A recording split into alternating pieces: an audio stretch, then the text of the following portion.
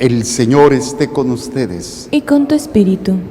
Proclamación del Santo Evangelio según San Lucas. Gloria a ti, Señor. En aquel tiempo se dirigía Jesús a una población llamada Naín, acompañado de sus discípulos y de mucha gente. Al llegar a la entrada de la población se encontró con que sacaban a enterrar a un muerto, hijo único de una viuda, a la que acompañaba una gran muchedumbre. Cuando el Señor la vio, se compadeció de ella y le dijo: no llores. Acercándose al ataúd lo tocó, y los que lo llevaban se detuvieron. Entonces Jesús dijo: joven, yo te lo mando, levántate. Inmediatamente el que había muerto se levantó y comenzó a hablar. Jesús se lo entregó a su madre. Al ver esto, todos se llenaron de temor y comenzaron a glorificar a Dios diciendo: un gran profeta ha surgido entre nosotros. Dios ha visitado a su pueblo. La noticia de este hecho se divulgó por toda Judea y por las regiones circunvecinas. Palabra del Señor. Gloria a ti, Señor Jesús. Por la lectura del Santo Evangelio, sean perdonados nuestros pecados. Amén. Sentados. El aspecto práctico fundamental de lo que es el vivir como cristiano, a veces nosotros nos centramos tanto en el éxito humano, la carrera, el dinero, el trabajo, la gente que está a mi alrededor. Hay gente que vive literalmente para hacia afuera.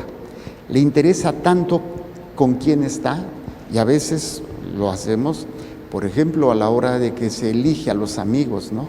Y se pelea por los amigos. Hay una persona que te llama la atención, que quieres y que quieres tú llenar, que quieres tú buscar de alguna manera, hasta que logras que sea tu amigo y te sientes bien porque has conquistado eso. O en las relaciones de parejas, que también muchas veces pues se conquista o se busca una relación con X persona y lo logras, y dices: wow, me voy a casar, o ya me casé con la persona que yo quería.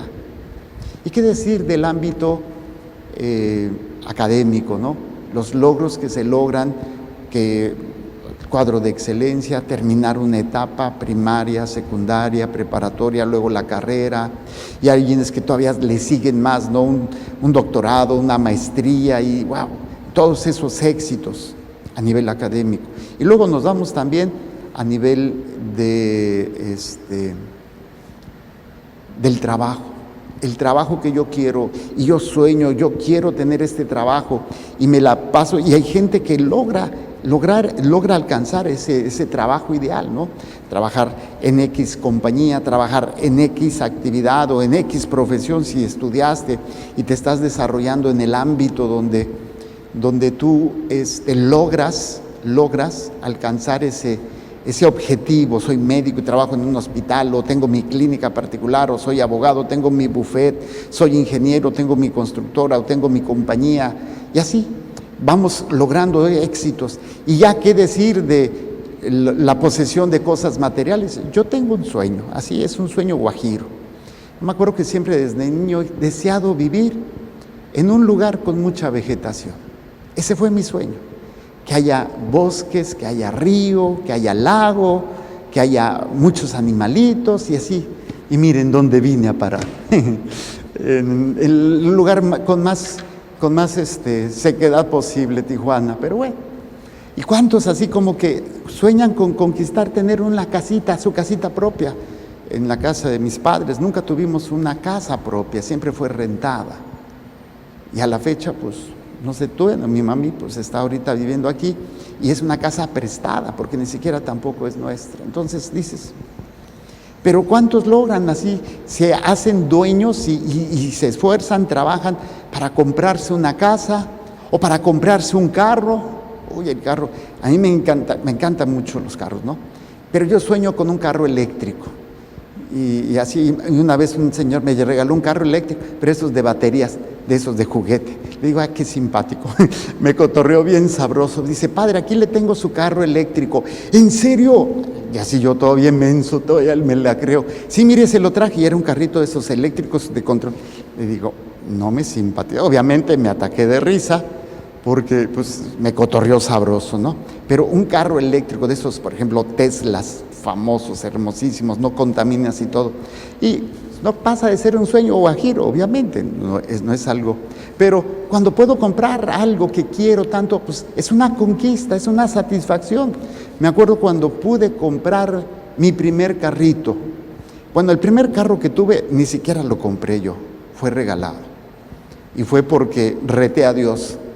Y bien interesante porque pues había ido a una reunión con un amigo que en paz descanse, el doctor Oscar Martínez en Ensenada. Él se dedicaba a predicar, daba clases de Biblia. Y en una de esas decía, no, pues es que miren, si ustedes hay que entregarle todo a Dios, Dios da más. En aquel tiempo yo estaba haciendo mi internado, mi papá me pagaban 23 pesos al mes y mi papá me ayudaba con 500 pesos al mes para sobrevivir. Entonces yo acababa de cambiar el giro postal, traía los 500 pesos en mano y vi a una persona, una viejita, bien fregada, bien así, y que reto a Dios, a ver si es cierto, y que le doy los 500 pesos a la viejita. Bien emocionado, pues después dije, chin, ¿qué hice? ¿Ahora con qué voy a comer? Pero yo estaba muy emocionado y fui con mi amigo, estaban en una reunión, estaba en un grupo de oración en su casa. Yo me incorporé, solamente conocí ahí al doctor, a su esposa y a sus hijos. Los que estaban ahí no me conocían y yo no los conocía. Y me incorporé a la oración y al terminar la oración estaba un ingeniero chilango que se regresaba a su tierra. Y me dijo, ¿tienes carro? No. Te regalo mi carro. Y era un Fiatcito de esos tipos zapatitos de aquel tiempo, estoy hablando en el 80 y tantos, 90, sí, como por el 90, y pues fue mi primer carrito. Pero después yo se lo regalé a la que era mi novia, ya mi novia después me mandó a la fregada y me quedé sin carro. Pero cuando compré mi primer carro, fue un Nissan deportivo, no del año, aquí se usa mucho, en la frontera se usan mucho los carros que puedes tener aquí en la frontera, ¿no?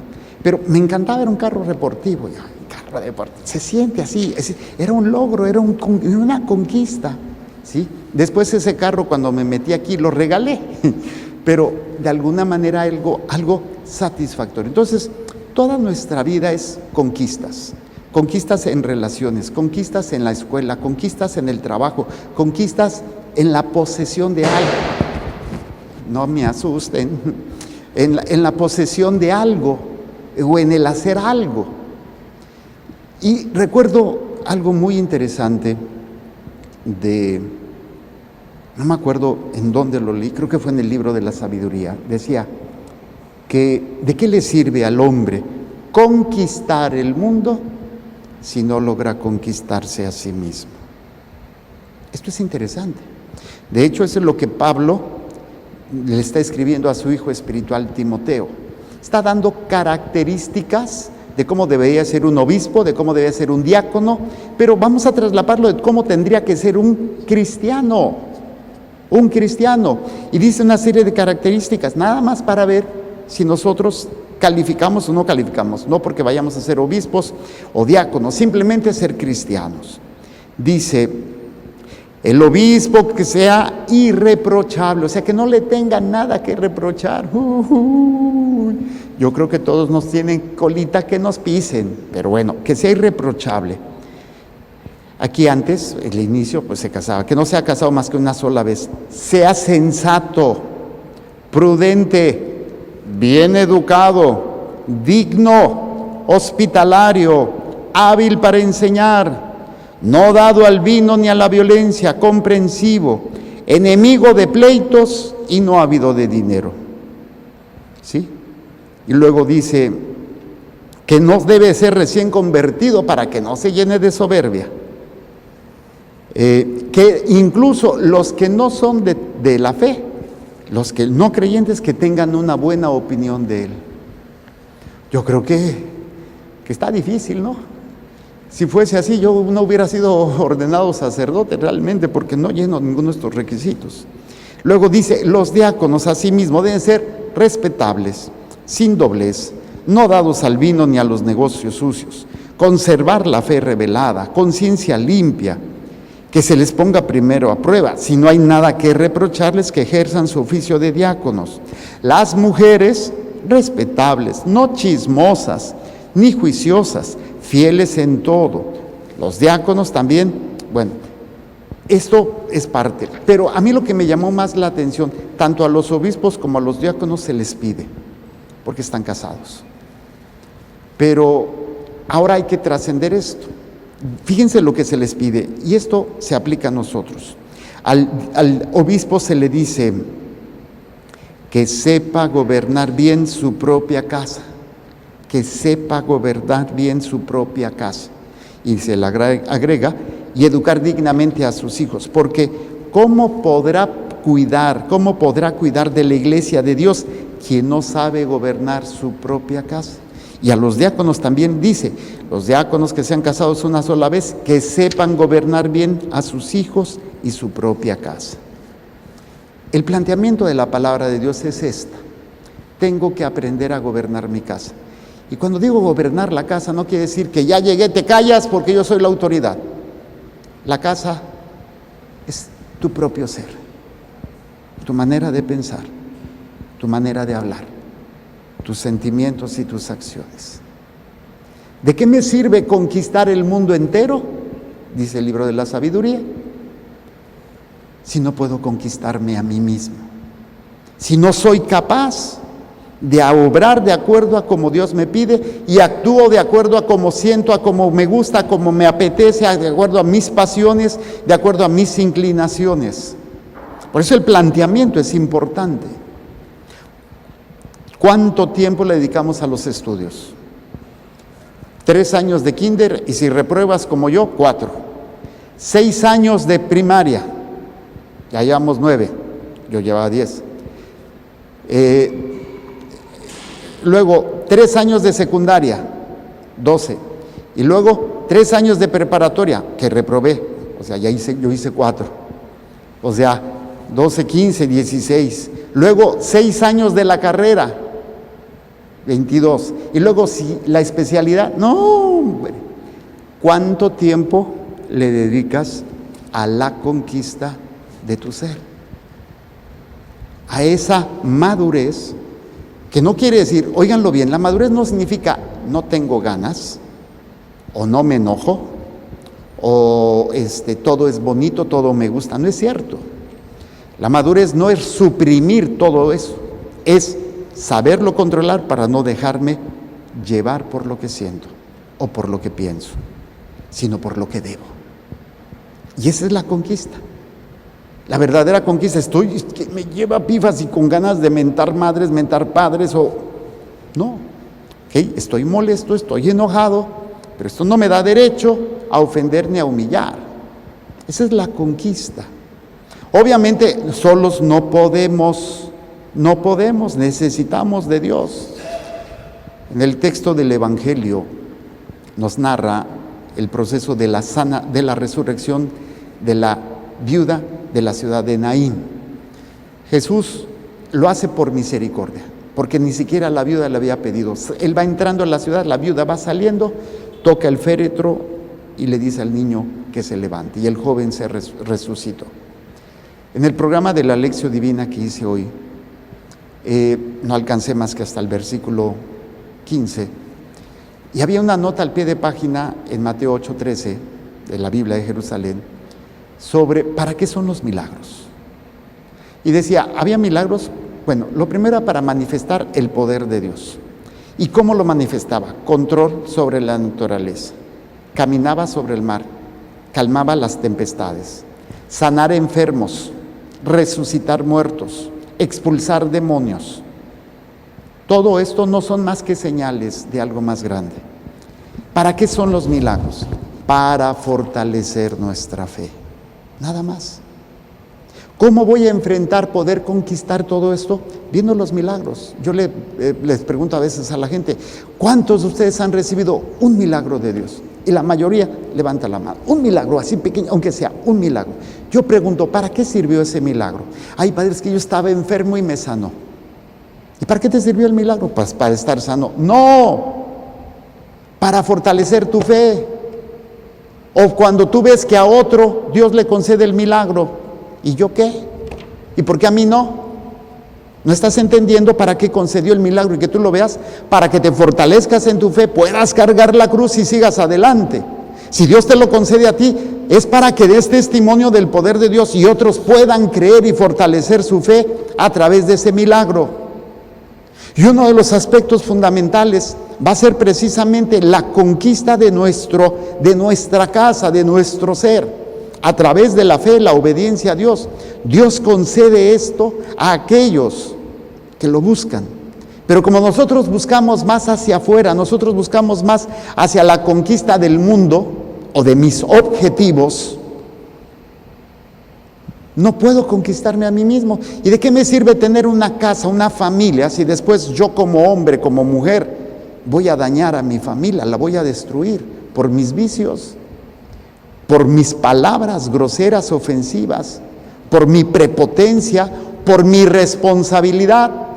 ¿Por qué? Porque los hijos ven lo que nosotros no hacemos o lo que hacemos mal. ¿De dónde van a aprender? Pues de los padres. ¿De qué me sirve haber conquistado a mi esposo, a mi esposa, si soy un desgraciado, borracho, bueno para nada? Conquistaste a la mujer, pero no te puedes conquistar a ti. ¿De qué te sirve tener un trabajo, tener una casa, de tener todo esto, si no eres capaz de poder conquistarte a ti? Ese trabajo, eso que estás realizando, no va a ser una manifestación del poder de Dios. Va a ser una manifestación de tu inmadurez, porque ese poder lo vas a ocupar para dañar o para beneficiarte a ti mismo. Tristemente, no entendemos cuando Dios obra en nuestras vidas. Dios, dice el refrán, Dios no cumple caprichos ni endereza jorobados. No quiere decir que no lo pueda hacer, pero más allá del hacer el milagro, es fortalecer tu fe. Y no necesitas que te lo haga a ti, sabiendo que hay el milagro de la Eucaristía. ¿Qué mayor milagro puedes pedir? Ya con esto estamos en deuda toda la eternidad. Ya con este milagro de la confesión se te perdonan los pecados. ¿Qué más quieres? No hay acto de amor más grande ni poder más grande cuando el sacerdote te da la absolución. Te están dando las puertas de entrada a la vida eterna. El acto de la comunión, de la Eucaristía, del momento en que Cristo se hace presente. ¿Qué mayor milagro quieres para fortalecer tu fe? Claro, a veces el Señor concede algunos milagros. Y a mí me ha tocado verlos o que se realicen algunas veces a través de mí, y no para ponerme ni levantarme el cuello de miren yo a través, no. A veces no es a través de mí. Y de todas maneras es milagro. ¿Qué es lo más importante? ¿Quién hace el milagro o el medio por el que hace el milagro? Pues quien hace el milagro, ¿no? Pero hay quienes, pues, les gusta jactarse. Es que yo tengo esto, es que Dios. Pues, qué pena me da eso. Pero aquí lo importante es, si lo hace a través de ti, calladito te ves más bonito. Y si te hace un milagro a ti, pues a veces hay que dar testimonio, pero no para ponerte como centro, sino para que sea fortalecida la fe de los demás. Pero si no hay evangelización, yo no voy a ver el milagro en otro como una forma de fuerza para crecer mi fe. ¿Por qué? Porque yo quiero mi milagro, porque yo estoy pidiendo lo que yo necesito. Entonces, no hay evangelización, no hay madurez, no hay entendimiento y hay egoísmo. ¿Por qué yo no? No, Padre, es que yo ya perdí la fe en Dios. ¿Por qué? Porque le estoy pidiendo y no me concede lo que le pido. Hoy la palabra de Dios en su infinita misericordia. Vamos a recordar y a vivir estas palabras del Salmo. Danos, Señor, tu bondad y tu justicia. Danos, Señor, la fe que necesitamos. Danos, Señor, la capacidad de poder conquistar nuestra propia casa. Mi mente, mi lengua, mi corazón, mi alma, mi cuerpo y mis hechos. mis actos. Y entonces, lo que Dios haga a través de mí, por mi medio, o lo que Dios me permita ver de sus milagros, me irá fortaleciendo. Y vivir como hijo de Dios, como dice Pablo a Timoteo, con todas estas características: irreprochable, sensato, prudente, bien educado, digno, hospitalario, hábil para enseñar, no a la violencia, comprensivo, enemigo de pleitos, no ávido de dinero, que los creyentes tengan buena opinión de nosotros, que no caiga en descrédito ni en las redes del demonio, que sepas conservar la fe revelada, conciencia limpia, no vicios, no negocios sucios, que ejerzan su oficio con dignidad. Bueno, varios elementos que se nos piden como cristianos. Pues unámonos en esta intención, participemos del milagro más grande del cual un ser humano puede participar, la Eucaristía. Y yo pido a Dios, y pido también por mí, que se abra nuestro entendimiento para que este milagro fortalezca tu vida, fortalezca tu fe, y con esto puedas cargar lo que tengas que cargar de cruces y puedas caminar con alegría, gozo y paz en medio de tu dolor o en medio de tus problemas. Presentamos el pan y el vino y las intenciones que hay en el corazón de cada uno de ustedes.